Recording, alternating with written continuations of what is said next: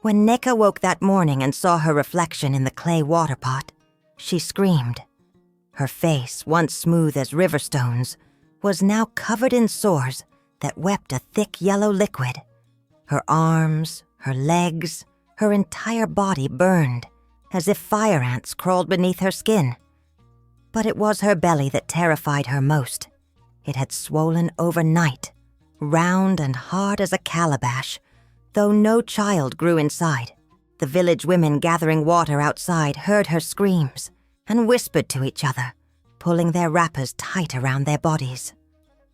"The price," they said, shaking their heads. "She is paying the price." Neka was born in the small village of Umuna, where the river bent like a woman's back and cassava grew thick in the red earth. She was the youngest daughter of a poor farmer, a man whose fields yielded barely enough to feed his family. Her mother had died bringing her into this world, and her father never forgave her for it. Her 4 older sisters were all married off young, their bride prices paying for seeds and tools. But Neka remained. She was not beautiful, not in the way the village measured beauty. Her body was thin like dry bamboo in the Harmattan wind.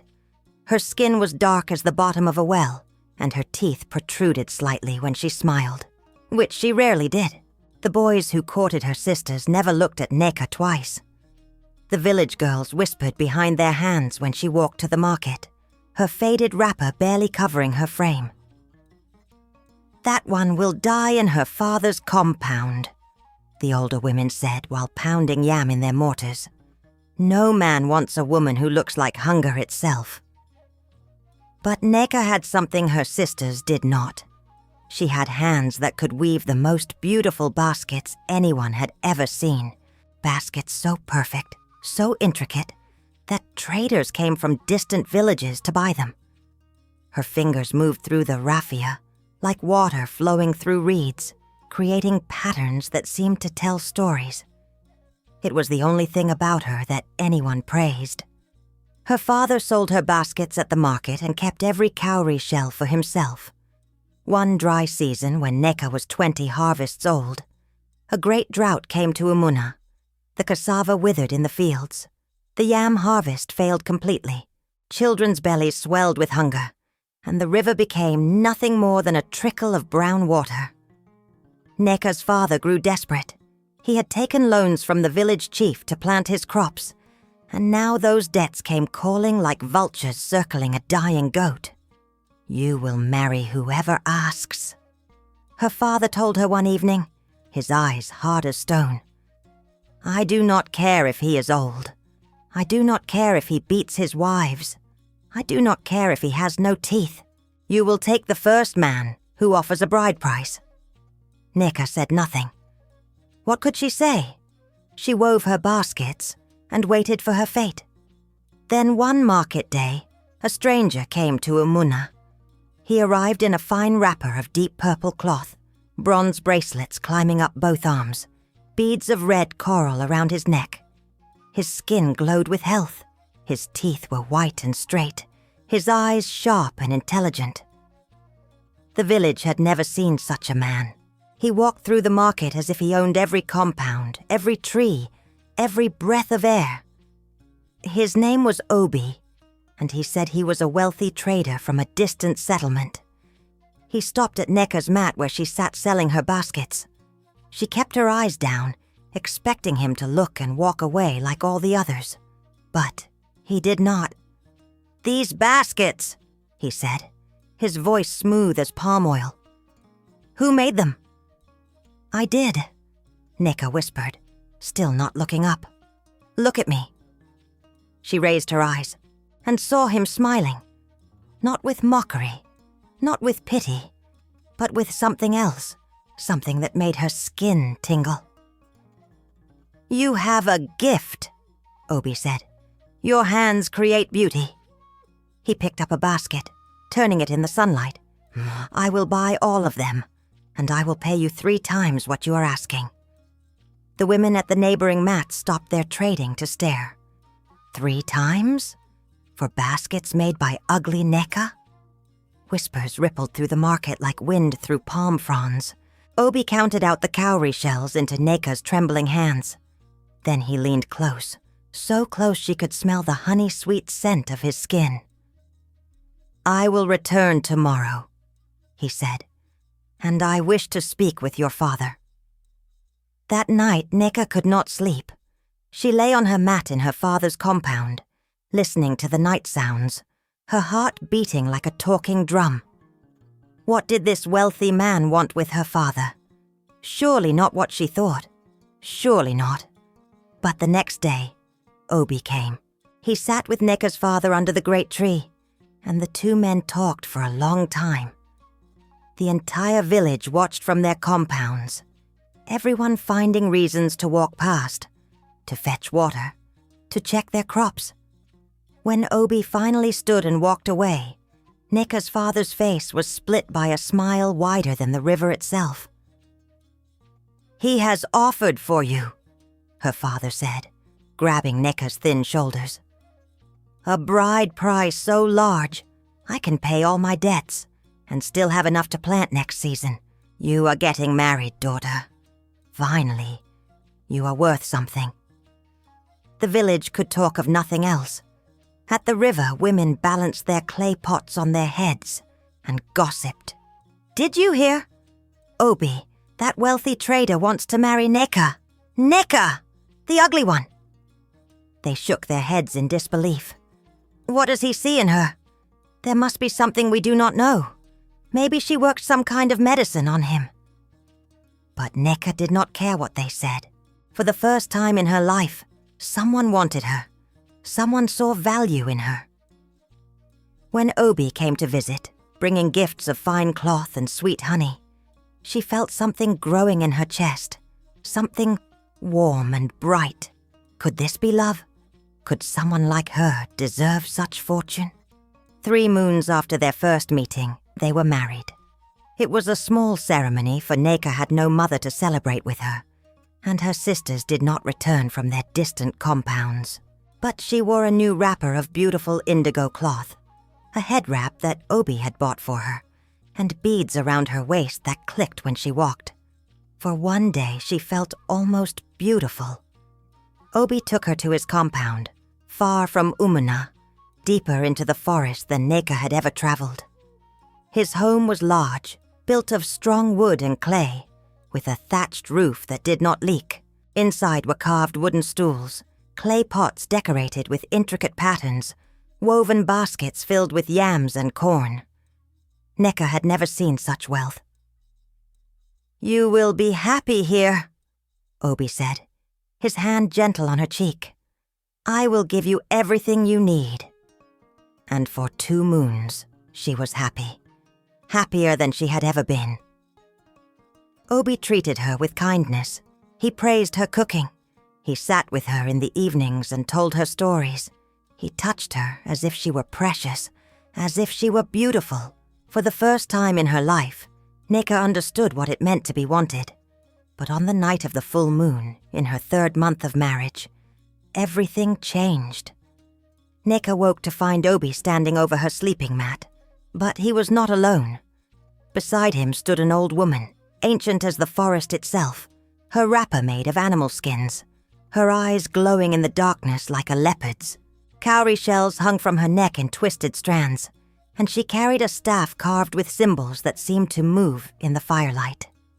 "This is Mama Nkeru," Obi said, his voice no longer kind, no longer soft. It was cold now, hard. "She has come to collect what I promised her." "What?" Neka sat up, her heart beginning to race. "What do you mean?" The old woman smiled, showing teeth filed to points. "Did you think his interest in you was natural, child?" Her voice scraped like bones rubbing together. "Did you think a man like him would want someone like you, without reason?" Neka looked at Obi, confusion and fear blooming in her chest like poisonous flowers. "What is she saying?" Obi's face was emotionless, a stranger's face. "I made a deal with Mama Nkiru 2 harvests ago. She gave me wealth beyond measure, success in trading, health and strength. But magic always demands payment, and the payment she required was a body. A body? Neka's voice cracked. Not to kill, Mama Nkiru said, circling Neka like a vulture. That would be wasteful. No, I needed a vessel, a living vessel. Someone who would not be missed. Someone grateful enough, desperate enough, that she would not question her good fortune too closely. The old woman's smile widened. Someone like you. I do not understand, Neka whispered, though her body understood. Her body was already trembling, already knowing. Your body belongs to me now, Mama Nkiru said. She reached out one wrinkled hand and touched Neka's forehead. The touch burned like hot coals. I will use it to store my magic, to grow my power. You will remain alive, but you will carry my darkness inside you, and it will change you, slowly, painfully, until there is nothing left of who you were. No! Neka tried to pull away, but Obi grabbed her arms, holding her still. His grip was iron. Please, no! I am your wife! You are a transaction, Obi said flatly. Nothing more. I needed to pay my debt. You needed someone to want you. We both got what we needed. Mama Nkiru began to chant in a language older than memory. Her staff struck the ground once, twice, 3 times. And with each strike, Neka felt something entering her body. Something cold and wrong and ancient. It slithered through her veins like a serpent, coiling around her bones, settling into her flesh. She screamed and screamed, but no one came. They were too far from any other compound, too deep in the forest, where no one would hear. When Mama Nkiru finally stopped, Neka collapsed on her mat, gasping, her body convulsing. The old woman looked down at her with satisfaction. Good, she said. Very good. This one is strong enough to last many seasons. Well chosen, Obi. Our bargain is complete then, Obi asked. Complete. Your wealth will continue to grow, and I have my vessel. Mama Nkiru turned and walked out into the night, her staff tapping against the earth, her laughter echoing like the cry of a dying animal. Neka tried to stand, tried to run, but her body would not obey her. Obi looked down at her without emotion. You will stay here, he said. You will not leave this compound. You will not speak to anyone. If you try, the magic inside you will punish you in ways you cannot imagine. He adjusted his wrapper and walked to his sleeping mat as if nothing had happened, as if he had not just traded his wife's body to a witch. The next morning, Neka saw the first changes, the sores on her face, the swelling in her belly, the burning that never stopped. She looked at her reflection in the water pot and did not recognize herself. The thing staring back at her was rotting, decaying, becoming something else. Days passed like years. Neka could not eat without vomiting, could not sleep without nightmares that left her screaming. Her skin began to crack and peel. Her hair fell out in clumps. The magic inside her fed on her life force, growing stronger as she grew weaker. And Obi watched it all with cold indifference, leaving food outside her door as if she were a dog. One moon after the ritual, Mama Nkiru returned. She looked at Neka and nodded with satisfaction. Yes, she said. The vessel is maturing nicely. Soon I will be able to use you for greater workings. She touched Neka's swollen belly, and Neka felt movement inside. Not a child. Something else. Something that should not exist. Please, Neka begged, her voice barely a whisper. Please release me. I cannot bear this. Release you? Mama Nkiru laughed. Child, you agreed to this. I did not agree. I knew nothing. You agreed when you accepted a life you did not deserve. When you believed that someone like him could want someone like you without a price. Greed and desperation are agreements too. The universe always collects its debts. After Mama Nkiru left, Neka lay on her mat and wept. The old woman was right. She had been so hungry for love, so desperate to be wanted, that she had not questioned her good fortune. She had not asked why. She had simply taken what was offered, blind to the truth that nothing in this world comes without a price. But even in her despair, something stirred in Neka, something that the magic had not yet consumed. A small ember of the girl who had survived being unwanted her entire life. The girl who had created beauty with her hands, even when the world told her she was worthless. That girl was still inside her, buried deep, and she was angry. 3 moons after the ritual, on a night when Obi was away trading, Neka dragged herself from her mat. Her body screamed in pain with each movement, but she did not stop. She had remembered something, a story her mother had told her once, passed down from her grandmother, a story about a woman who had escaped a witch's curse by finding the source of the magic and breaking it. Mama Nkiru had touched her forehead. That was where the magic had entered, and magic that enters must have a doorway, a way in, and a way out.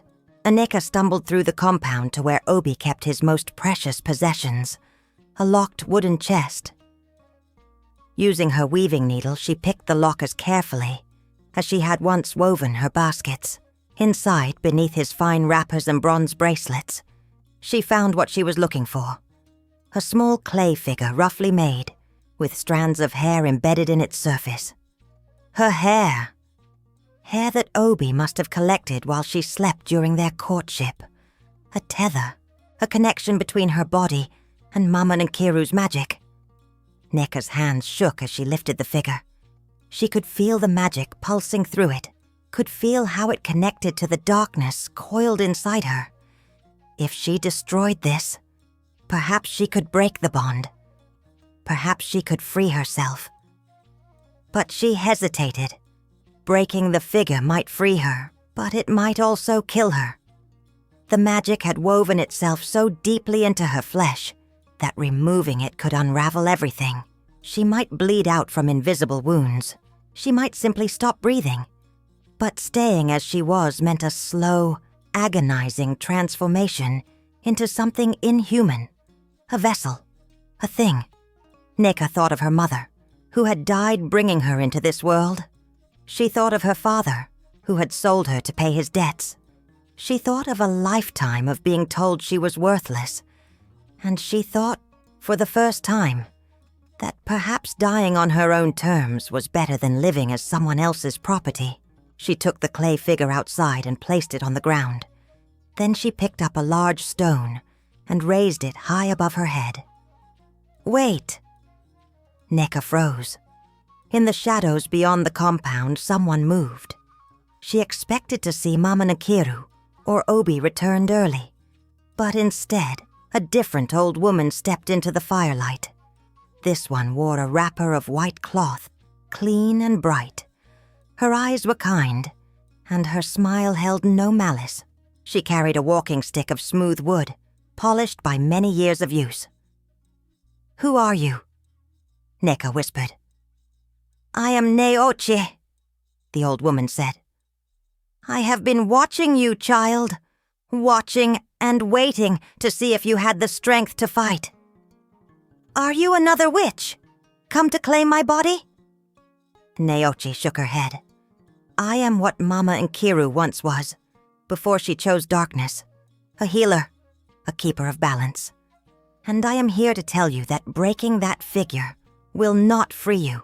It will only trap you in a different way." "Then what do I do?" Neka's voice broke. "I cannot live like this. I am rotting from the inside." "You must go to Mama Nkiru herself," Neoche said. "You must face her in her own dwelling and take back what she stole. The magic she placed in you is connected to her life force. If you break that connection at its source, you can reclaim your body. But you must be strong enough to withstand her." "I am not strong," Neka said. "Look at me. I can barely stand." Neochi stepped closer, and her hand touched Neka's cheek. The touch was warm, gentle, and for a moment, the burning pain lessened. "You are stronger than you know. You survived being unwanted. You created beauty in a world that called you ugly. You did not give up even when your own father sold you like livestock. That strength is still inside you. Use it." "How will I find her?" "Follow your pain. The magic inside you knows the way home. It will lead you to her." Neochi pressed something into Haneka's palm, a small carved wooden pendant in the shape of a hand. "Keep this close. When you face her, hold it tight. It will protect you from the worst of her power. But the rest, child, you must do yourself." Before Aneka could ask more questions, Neochi vanished like smoke in wind, but the pendant remained, solid and real in her hand. Neka looked down at the clay figure still on the ground. She put it back in Obi's chest and locked it again. Then she wrapped herself in the thinnest wrapper she could find, tied the pendant around her neck, and walked out of the compound into the night. The journey to Mama Nkiru's dwelling took 3 days. 3 days of walking through forest paths that no one else seemed to use. 3 days of her body screaming with every step, the magic inside her writhing and pulling, trying to drag her back to Obi's compound. But Neka did not stop. She ate wild berries when she found them. She drank from streams. She slept in the hollows of trees. And she followed the darkness inside her like a rope, pulling her forward. On the 3rd night, she found it. A compound deep in the forest where no birds sang and no insects chirped. The trees around it were twisted and black. The air smelled of rot and old blood. And in the center stood a large hut made of bones and clay, with smoke rising from its roof. Neka's hand touched the wooden pendant around her neck. It grew warm against her skin. She walked forward. Inside the hut, Mama Nkiru sat beside a fire, stirring a clay pot that bubbled with something thick and dark. She looked up when Neka entered, and her eyes widened in surprise. Then she smiled. "The vessel walks to me on its own legs. How convenient. I was going to collect you in 3 more moons, but this saves me the journey." "I am not a vessel," Neka said. Her voice was stronger than she expected. "I am a person, and I want my body back." Mama Nkiru laughed, the sound like cracking bones. "Your body? Child, it was never yours. From the moment you were born unwanted, your body was borrowed time.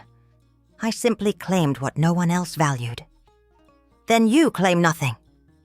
Neka stepped closer to the fire. "Because I value it. I value me. And I am taking back what you stole." Bold words from something already dying. Mama Nkiru stood, and as she did, the shadows in the hut grew longer, darker. They reached toward Neka like fingers. "You think you can fight me? I have lived 1,000 seasons.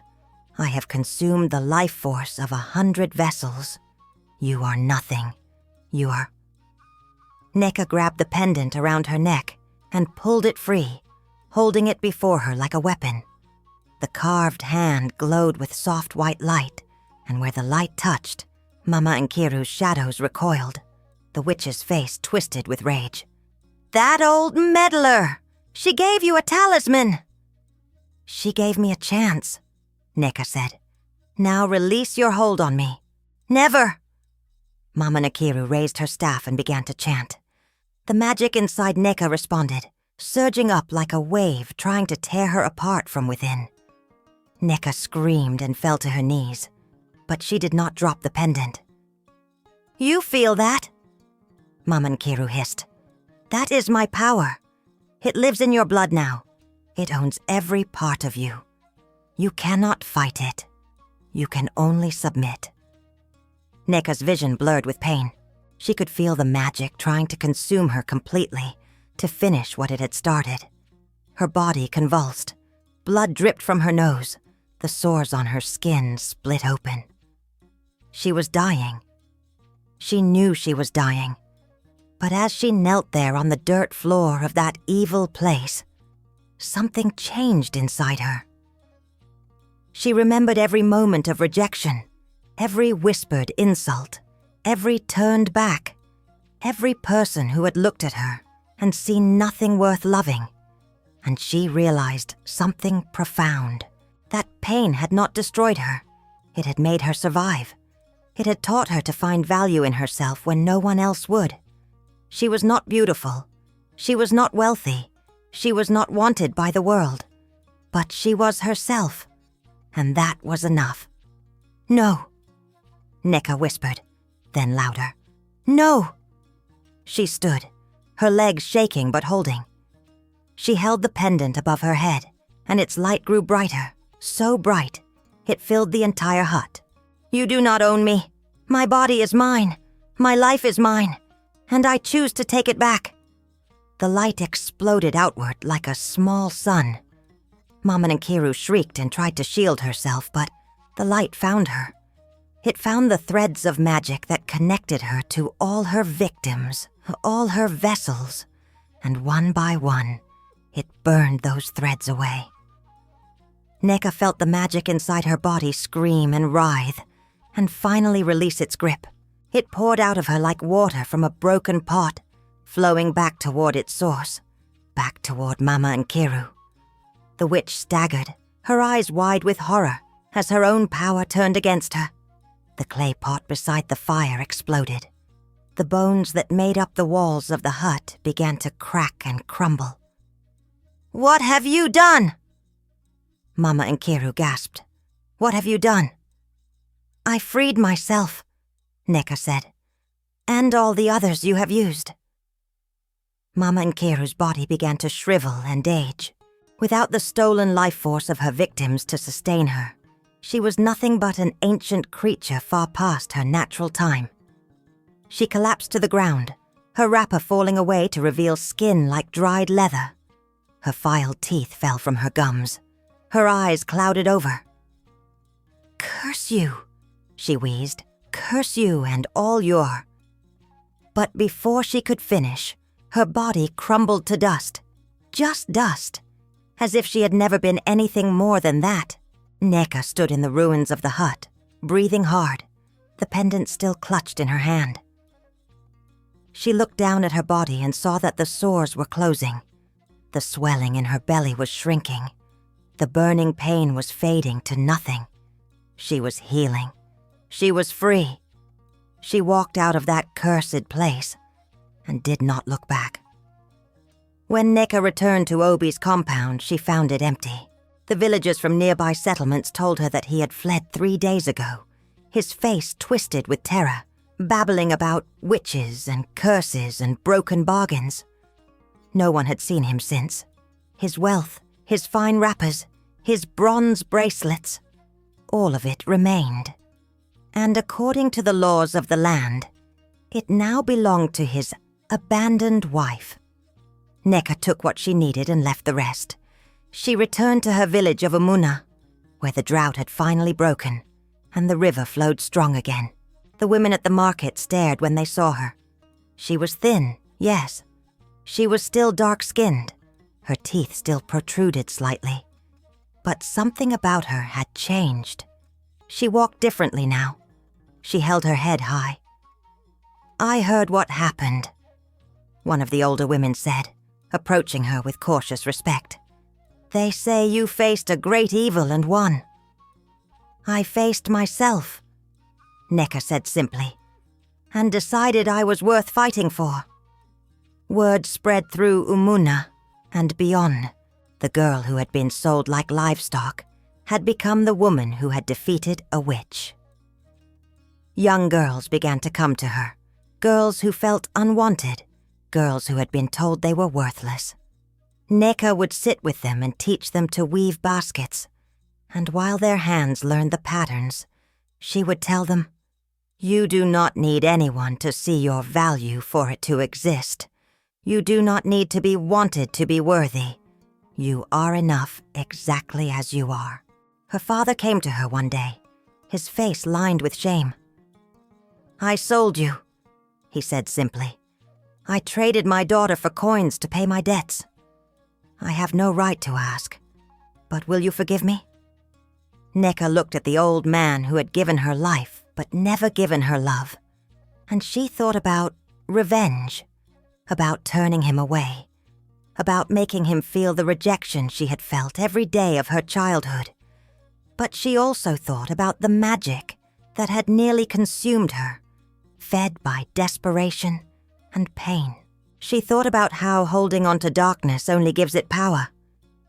I forgive you, she said. Not because you deserve it, but because I do. Her father wept, and though Neka never called him father again, she made sure he had food in his last years, because that was the person she chose to be. As for Neochi, Neka saw her once more, standing at the edge of the forest on a bright morning. The old healer smiled and nodded, and then she was gone. Her work complete, Neka lived many more seasons in Umuna. She never married again. She never wanted to, but her compound was never empty. It was filled with young women learning to weave, learning to see their own worth. And on quiet nights, when the moon was full, Neka would hold the wooden pendant that had saved her life and remember the most important lesson of all, that no bargain, no matter how tempting, is worth trading yourself away. That your body, your life, your soul, these things are yours and yours alone. And that true strength comes not from being wanted by others, but from wanting yourself. The villagers still tell her story. They tell it to their daughters and their daughters' daughters. They say, beware of gifts that seem too good to be true. Beware of those who offer you value when you have been told you have none. And remember that the highest price you can pay is the price of your own self. And they lived knowing this truth. The end.